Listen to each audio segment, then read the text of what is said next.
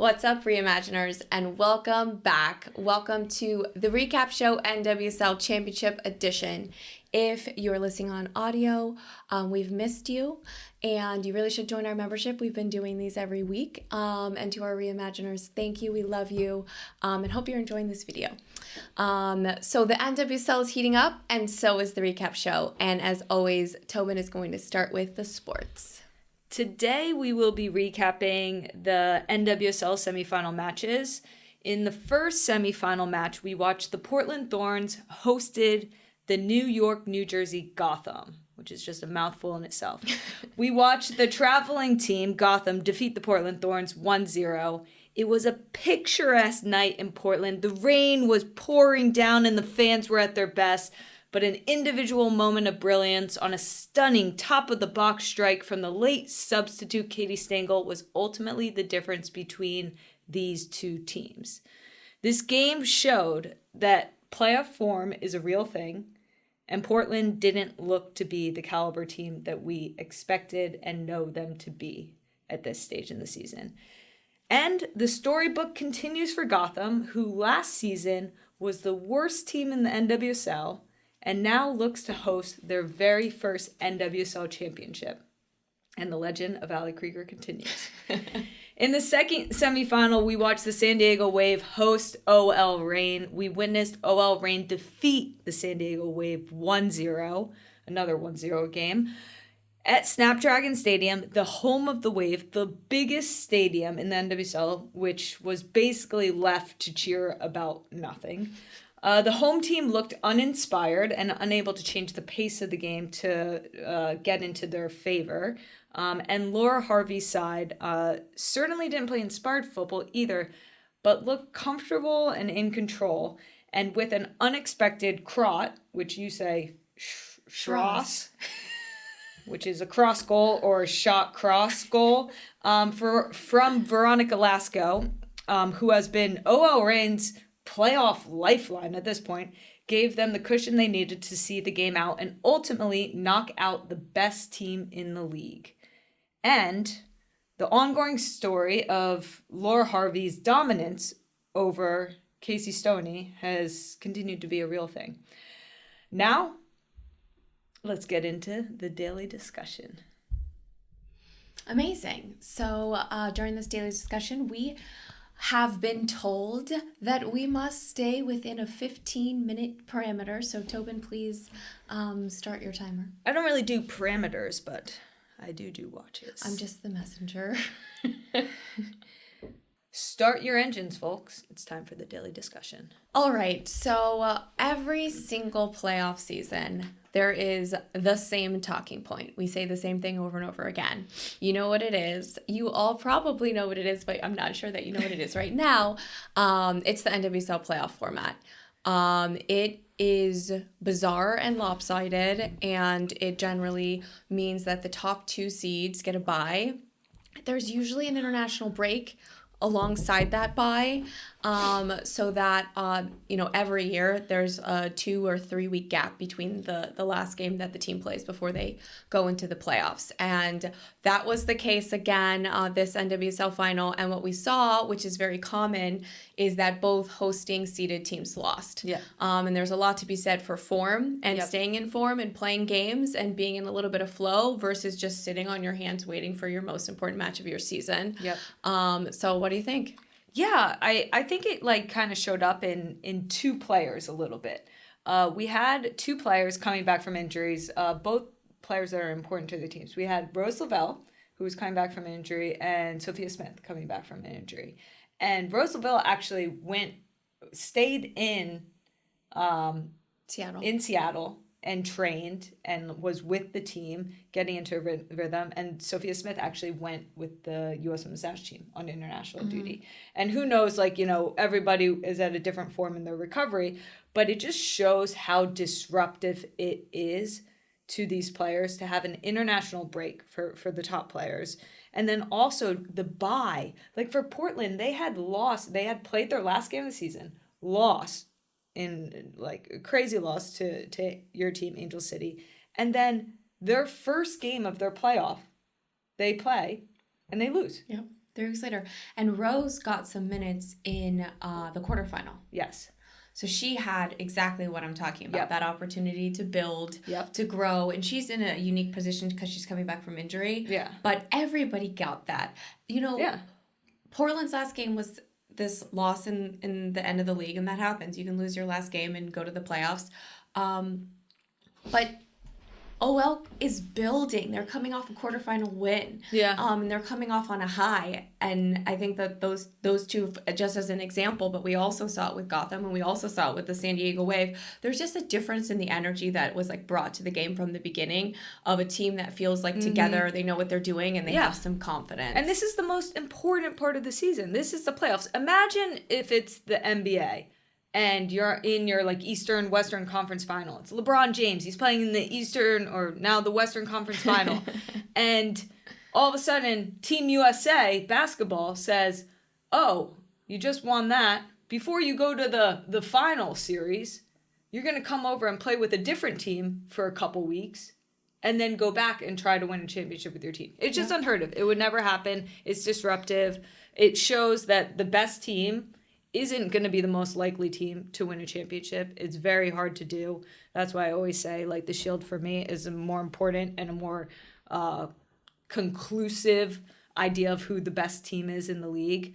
But I don't know. There's just been so much disruption with the World Cup, and now, you know, with the format of the playoffs, I think being the way they are. We read a stat that in this format in its history, like 5 of the 6 seeded teams that had not played in that quarterfinal ultimately lost in the semifinal and didn't make the final. So I think that's proof enough that something needs to be changed. So NWSL organizers, if you're listening to this, I think we could use a little refresh of the playoff format. No, we just need to go to a European calendar. Period. Full stop. Okay. It's going to be disruption to the max until we become a legit.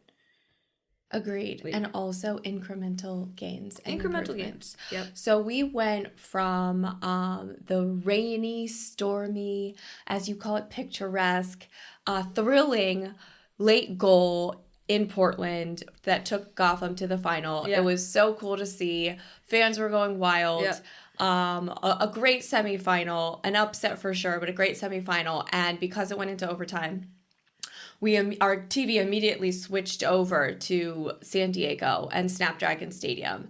And I think we both were I think everybody was like smacked in the face with this this horrible picture of football lines being painted and kind of faded over the field. And it was a mess. And it was just like, you know, Portland in the rain, it's like looks like football, right? Yeah. And then it's like we're in this amazing stadium. Obviously, San Diego has done an amazing job, a tremendous job as a club. They're hosting the final, but it's like, come on, you couldn't have painted over the freaking end zone. Honestly, I think San Diego should be banned for 5 years from ever hosting an NWSL Championship match because it's a disgrace. It's a disgrace to our league. It's a lack of respect to the teams, and not only do we have to watch one game on that field. Now a week turnover, like I don't even want to know what that field's going to look like for the final.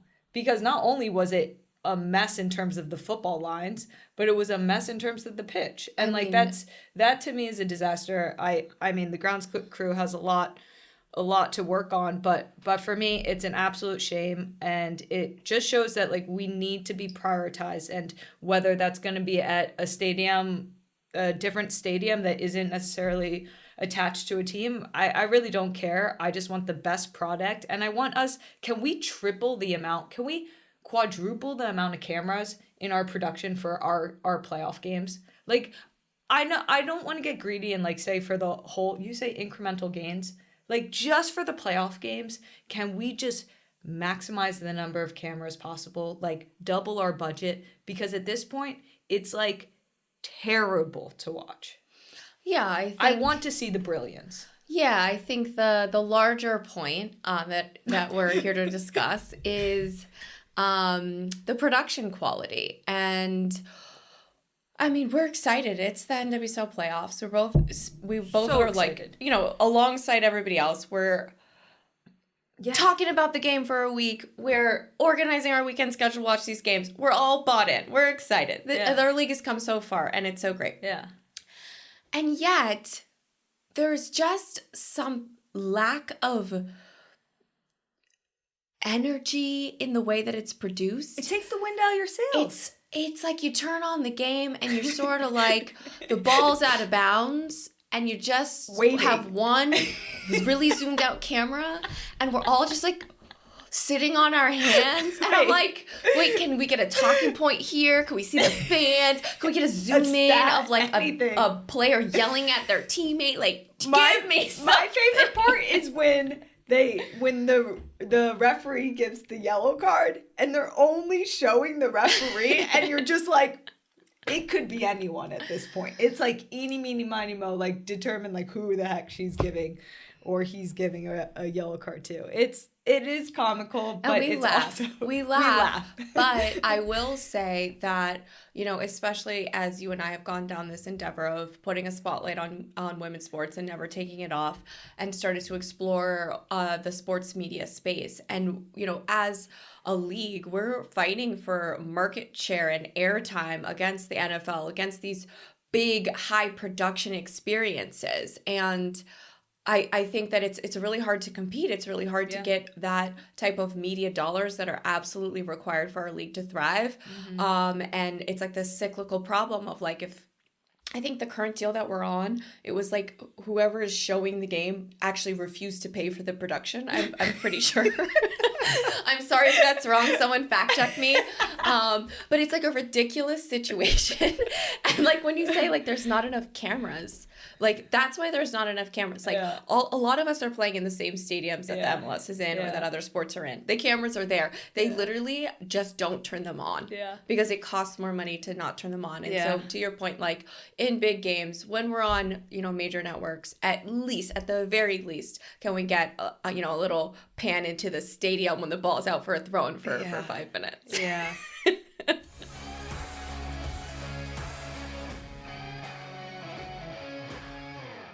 Hey everybody, it's Tobin. This episode is sponsored by Element. As a pro soccer player who's always training or traveling and exhausted, it's crucial that I stay hydrated and drink electrolytes. Recently, I heard about Element and I got some of it and I wasn't really sure about it, but I tasted it and I loved the way it tasted. It was salty and it made me feel great. Kristen was a little worried about how much I was consuming. But basically, Element is an electrolyte drink mix, and you don't need to be a pro athlete like us to enjoy it. You can mix it in a cocktail, and you can mix it to cure a hangover. Or if you're like me, you can mix it while watching the NWSL playoffs and the recap show. Basically, whenever you need a salty electrolyte boost with no sugar, coloring, filler, or artificial ingredients, you need Element. And right now, Element is offering a free sample pack with any purchase. If you remember the past recap show,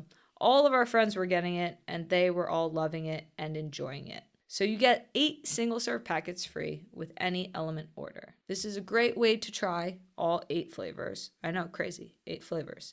And share a packet of Element with a friend. Get yours today at drinkelement.com/recap. And remember, this deal is only available through my link. So go to drinklmnt.com/recap. And the best part is Element offers a no questions asked refund. So if you hate it, it doesn't matter. It's totally risk-free. Also, you can share it with a salty friend or see if anybody else likes it. But basically, Element will give you your money back. You have nothing to lose and only electrolytes to gain. Big thanks to Element. And now back to the recap show.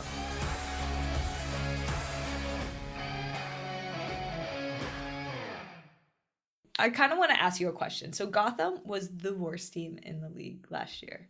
What do you think the biggest difference is between this year and last? This is hilarious because that is the question. This is the American dream. Every team in the NWSL is like, we can do it. Next year, like, who finished last? Chicago?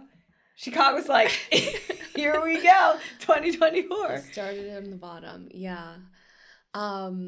I mean, I think that there's a lot to be said for them playing for Krieger and for playing for something that just feels meaningful. I think that, like, you know, obviously OL has that too. I don't know if that's the difference. Like, but I believe that there is a large constituent of fan that is rooting for these teams, especially if their team is out, is just rooting for the legends to live on. And I do believe in that power. I do feel like both teams look very together. They look very inspired. They look like they know the assignment. And for Gotham, I don't think we've ever seen that from them before. No, really team oriented, like next player in type mentality, even with the goal and like the changes that were made. It was pretty inspiring and definitely a team vibe. We always talk about vibes. Like when you look out at a team, you can tell if they're together or not. Vibes on vibes for what do they call themselves? The Bats?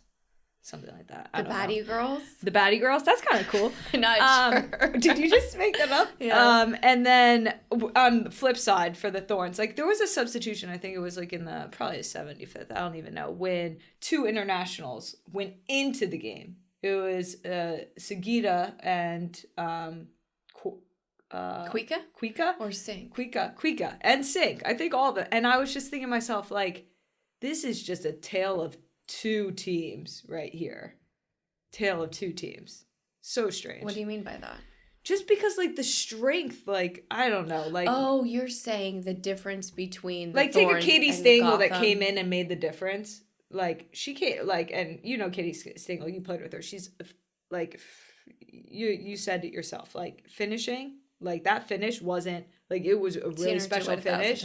But she's she's done it 1,000 times. So kudos to her for, like, getting that moment to show what she's actually super class at. But on the flip side, of Portland had class all over the field, and they couldn't find a class moment. Yeah. I also think it's interesting that the kind of the most exciting players in the NWSL, you know, are going to be there in the final. Like, honestly, great storyline for the final. Krieger, Pino, like, go Vets, go awesome internationals. Elder Millennials. That's what everyone's saying. Yeah. Go Elders. Go Elders. So strange. No, amazing celebration of them. But I think, like, we're all done with retirement games. Like, we're ready for, like, the next...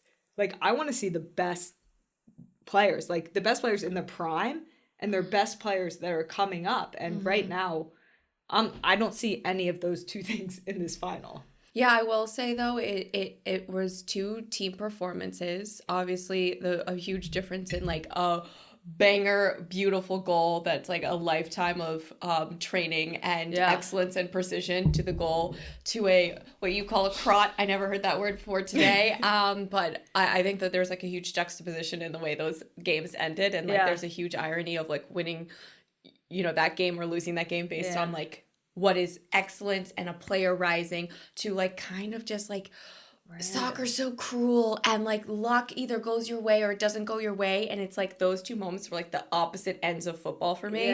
But in both performances, they were team performances.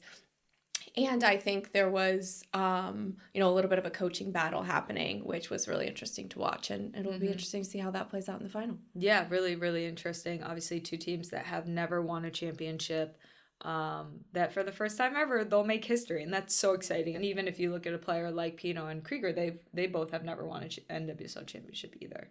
So so it's huge. One of them are going to do something at the end of their career for the first time. Yeah, and that's so cool. And you can tell it just matters. But I think what's really cool about the NWSL and all of the domestic leagues is, like, this is actually your life. Like, day in, day out. This is your family. This is who you train with. This is who you spend your time with. This is your market. And I actually think, you know, there's so much pressure in these big moments. And because it's America and we have a playoff, again, we've created this, like, high pressure, high stakes situation. But this really is a culmination of your entire year. And whatever happens on Sunday, you get a fresh start and you get a new season. So I think that's really cool. And I think there's a lot to be said for, you know, being a player that carries your team through a league and wins. I love championship games. Oh my gosh. Like you said, like, the story's just going to be written and somebody's going to emerge as the heroine. Heroines. We are going to be doing a an NWSL final preview so we can keep this conversation going very soon. Oh my gosh, you're so right. Yeah. Let's not get ahead of ourselves. Yeah. We've got a whole recap. To get prepared for the final. You're right. How exciting. Okay, so next up is your favorite segment. Community questions. We're so excited you stole it from me. That was just fun. All right, are you ready? What do you think? First or second? Well, I don't have my laptop in front of me, so I have to have mine memorized. So I think I'll go first. The question is from memory. If your closet only could hold one of these two things, what would it be? Your sneaker collection or your hat collection? I'm assuming that what you don't get to keep, you don't get to wear, and you don't get to have. Noni! Thank you for your question, Noni. Sneakers. You would keep your sneakers? Definitely. But you live 90% of your life barefoot. And I don't think I've ever seen you without a hat. But the 10%... Has anyone ever seen Tobin without a hat? Actually, I sleep. I sleep with my hat on. No, the 10% I think is more important than the 90%. Yeah, and I have way more shoes than I have hats. And you have way more value in your shoes. Oh my god! But sometimes I'm afraid that if I take off your hat, your head's gonna fall off. So. It doesn't come off. Okay, that was a fun question. Look at you with your fun questions. Okay. Are you ready for this one? Little quick note for all the reimaginers. Tobin doesn't like the questions that I pick. You know, it's funny. I wanted to prove you wrong, but I'm currently not wearing shoes. I always wonder what your process is in picking the questions. Anyways, my question was, Sophia asked, which one of you is the best dancer? Me. I don't know why you think that's funny. That's just fact. Yeah, you're right, it is. Thank you, Sophia, for asking a really great question. One of the first things that Christen told me when I first met her was that her true calling was as a backup dancer. That's the problem when you know people for that long, because that was 8 years ago. So I've still evolved. Backup dancer. I've evolved. I am now a frontline dancer. Thank you. Frontline dancer, is that a thing? Frontline dancing? No, it's not. Wouldn't that just be like Beyonce? Yeah, that's how I've evolved. Do you want the other question? No. Are you sure? That's a wrap, everybody. You'll have to wait till next time for the next question. Thank you all to the community for sending in our questions.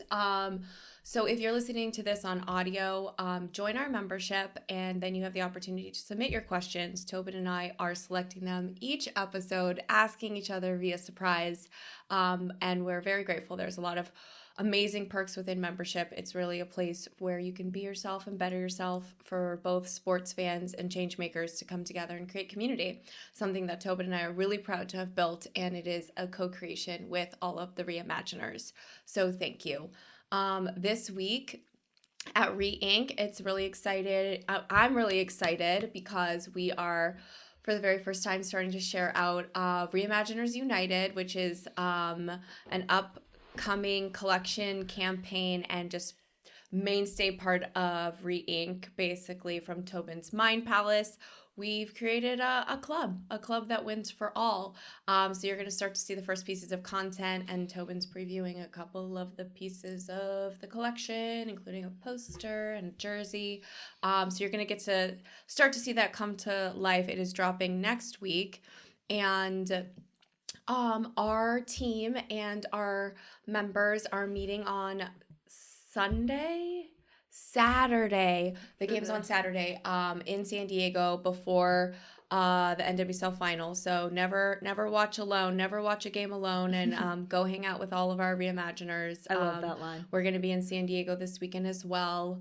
And is there anything else? Oh yeah, and there's going to be a lot of recap shows because we're going to do a NWSL finals preview and a recap of the NWSL finals. So enjoy it. We're just going to keep recapping. Lots of community questions because we're going to have lots of episodes. We're so excited. And yeah, get your community questions in and join membership for more.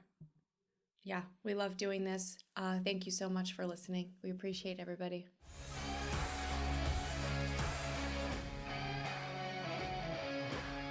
The Recap Show is a Re-Inc. original series, produced in partnership with HeadGum Studios. If you believe in what we're building and love this show, the most important thing you can do is follow or subscribe. Hit the plus sign on Apple Podcasts, Spotify, or wherever you get your podcasts. Please leave us a review and share the show with a friend. We are so grateful.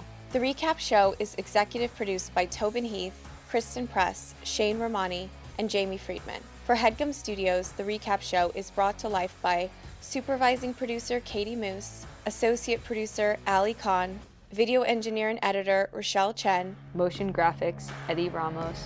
Thank you.